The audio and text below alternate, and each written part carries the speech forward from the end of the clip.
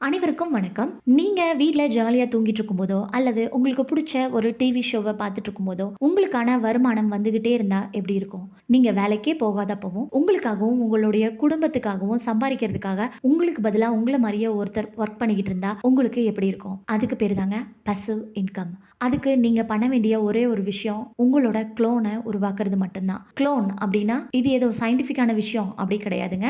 Clone அப்படிங்கிறது உங்கள மாரியே உங்களுக்கு தேவையான பணத்த சம்பாரிக்கிறதுக்கு தேவையான விஷயங்கள நீங்க செஞ்சு வைக்கிறதுக்கு பேரு தான் உங்களோட க்ளோன். இத நம்ம என்னன்னு சொல்லுவோம்னா, பாசிவ் இன்கம். இந்த பாசிவ் இன்கம்ல நம்மளோட ஸ்டார்ட்டிங் ஸ்டேஜ் ரொம்பவே கஷ்டமா இருந்தாலும், அந்த ஸ்டார்ட்டிங் ஸ்டேஜ்லேருந்து ஓரளவுக்கு நம்ம வளர்ந்து மேல வரும்போது, இது ரொம்பவுமே எளிமையா நம்மளுக்கு பயன் தரக்கூடிய விஷயம் தான். எப்படி ஒரு பாசிவ் இன்கம்ம கிரியேட் பண்றது? என்னென்ன வகையான பாசிவ் இன்கம்ஸ் இருக்கு? உங்களுக்கு அந்த பாசிவ் இன்கம் மூலமா கிடைக்கக்கூடிய பலன்கள் என்னென்ன? எந்தெந்த பாசிவ் இன்கம்ஸ நீங்க பண்ண முடியும்? பாசிவ் இன்கம் பத்தின எல்லா விஷயங்களுமே இந்த வீடியோல இருக்கு. வீடியோவ கடைசி வரைக்கும் பாருங்க. இந்த வீடியோ உங்களுக்கு பிடிச்சதுனா லைக் பண்ணுங்க, ஷேர் பண்ணுங்க, கமெண்ட் பண்ணுங்க. மறக்காம நம்ம சேனல சப்ஸ்கிரைப் பண்ணிக்கோங்க. ஃபர்ஸ்ட் பாசிவ் இன்கம் அப்டின்னா என்னன்னா, நீங்க தூங்கிக்கிட்டு இருக்கும்போது உங்களுக்காக சம்பாரிக்கிற ஒரு விஷயம் தான் பாசிவ் இன்கம். உதாரணத்துக்கு, நீங்க ஒரு மாம்பழம் சாப்பிட்றீங்கன்னா, அந்த கொட்டைய அப்படியே தூக்கி வீசிட்டீங்கன்னா, அது எந்த விதமான பிரயோஜனமும் இல்லாம போயிரும். நீங்க ஒரு மாம்பழம் சாப்பிட்றீங்க, அத உங்க வீட்டு தோட்டத்தில புதைச்சு வைக்கிறீங்க அப்படின்னா, அந்த மாமரம் பெருசாகும். அதிலிருந்து உங்களுக்கு நெறையா மாம்பழம் கிடைக்கும். இதுதான் பாசிவ் இன்கமோட சிம்பிள் கான்செப்ட். மாம்பழத்தோட விதைய மட்டும் நீங்க மண்ல ஊனி வைக்கிறதுனால உங்களுக்கு விளைஞ்சு நிக்க போறது கிடையாது. அந்த பாசிவ் இன்கம்ம உங்களுடைய மாம்பழ விதைய நீங்க பத்திரமா பராமரிச்சு, ஒரு குறிப்பிட்ட காலத்துக்கு வளர்த்துறதன் மூலமா உங்களுக்கு அது நெறைய பலன்கள தரும். இதுதாங்க பாசிவ் இன்கமோட ஒட்டுமொத்த ஐடியா. நீங்க ஒரு வீடு கட்டி வச்சிருக்கீங்க. அந்த வீட்ட யாருக்காவது வாடகைக்கு விடுறீங்க அப்படின்னா, அதுக்கு பேரு பாசிவ் இன்கம். நீங்க ஒரு தடவ உழைச்சுட்டு, நீங்க அதிலிருந்து பலன்கள மட்டும் காலம் ஃபுல்லா பெர்றதுக்கு பேரு தான் பாசிவ் இன்கம். காலம் காலமா இருக்கக்கூடிய பாசிவ் இன்கம் என்ன அப்படின்னா, ரியல் எஸ்டேட். நீங்க ஒரு இடத்த வாங்கி வச்சுட்டு, ரொம்ப காலம் கழிச்சு விக்கிறதன் மூலமா, அந்த இடத்தோட வேல்யூ பல மடங்கு அதிகரிச்சிருக்கும். இது காலங்காலமா இருக்கக்கூடிய பாசிவ் இன்கம். அடுத்ததா இருக்கக்கூடிய பாசிவ் இன்கம் வே என்ன அப்படின்னா, இந்த வீடு கட்டி வாடகைக்கு விடுறது. இடத்த சும்மா வச்சிருக்காம, அத மதிப்பு கூட்டி, ஒரு வீடா கட்டி நீங்க வாடகைக்கு விடும்போது, அதிலிருந்து உங்களுக்கு ஒரு குறிப்பிட்ட வருமானம் மாதா மாதம் வரும். இது ஒரு வகையான பாசிவ் இன்கம். அடுத்ததா இருக்கக்கூடிய கிளாசிக் பாசிவ் இன்கம், உங்களுடைய வருமானத்த ஒரு எஃப்டில போட்டு வைக்கிறது. எஃப்டில போட்டு வைக்கும்போது, உங்ககிட்ட ஒரு ரூ. 10,000 இருக்கு அப்படின்னா, அது இத்தன வருஷத்துக்கு எஃப்டில போட்டு வைக்கிறேன் அப்படிங்கிற மாரி போட்டிங்கன்னா, உங்களோட பணம் உங்களுடைய பணத்த வளர்த்தும். அதுக்கு வட்டி கிடைக்கும். அதன் மூலமா நீங்க ஒரு பாசிவ் இன்கம் கிரியேட் பண்ணலாம். பட் இதில இருக்கக்கூடிய பிரச்சனை என்ன அப்படின்னா, இதில உங்களுக்கு கிடைக்கக்கூடிய வட்டிய விட உங்களுடைய இன்ஃப்ளேஷன் ரேட் ஜாஸ்தியா போச்சுன்னா, அதாவது பேங்க்ல குடுக்கக்கூடிய வட்டி 4% இருக்கும்.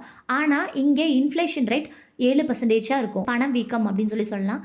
பணவீக்கம் 7% இருக்கும்போது, நமக்கு கிடைக்கக்கூடிய வட்டி 4% இருந்துச்சுன்னா, அதிலிருந்து எந்த பிரயோஜனமும் கிடையாது. அதுக்கு பெட்டரா நீங்க பாதுகாப்பான பாசிவ் இன்கம் அப்படின்னா, பிபிஎஃப்ல இன்வெஸ்ட் பண்றது. நீங்க ஒரு தடவ உங்ககிட்ட இருக்கக்கூடிய பணத்த இன்வெஸ்ட் பண்ணியிருப்பீங்க. அந்த இன்வெஸ்ட்மென்ட் பெருசாகி உங்களுக்கு காம்பவுண்டிங்ல இன்னைக்கு கரண்ட் ஸ்டேட்ல இருக்கக்கூடிய பாசிவ் இன்கம் ஐடியாஸ் பத்தி பார்க்கலாம். ஃபர்ஸ்ட் விஷயம் என்ன அப்படின்னா, ஒரு யூடியூப் சேனல் ஆரம்பிக்கிறது.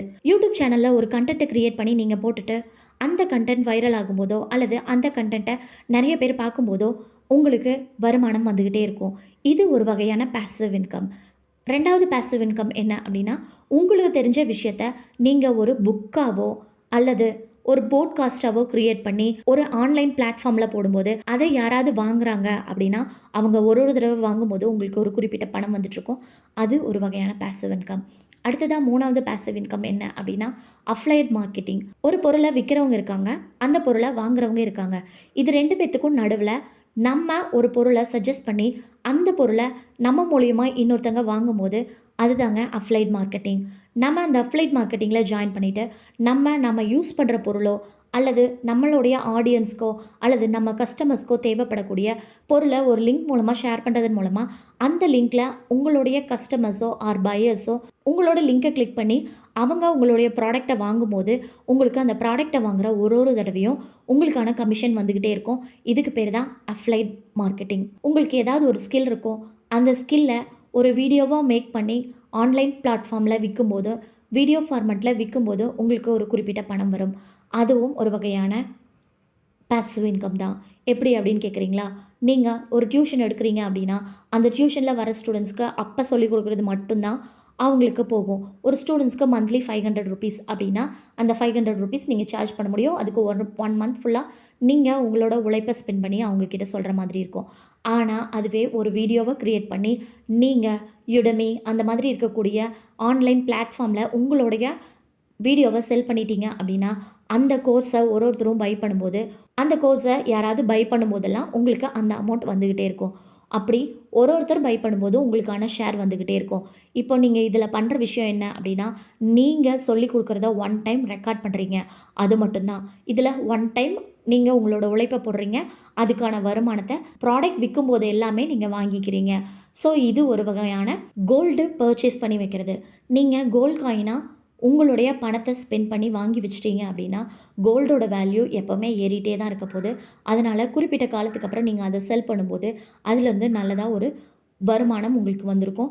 ஸோ அடுத்த passive income idea gold coin purchase. ஈஸியா பணம் சம்பாதிக்க யாருனாலயுமே முடியாது.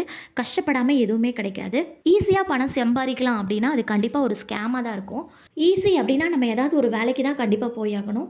நம்ம வேலைக்கு போனோம் அப்படின்னா, நம்மளுக்கு எந்த ஸ்கில்லுமே வளராது.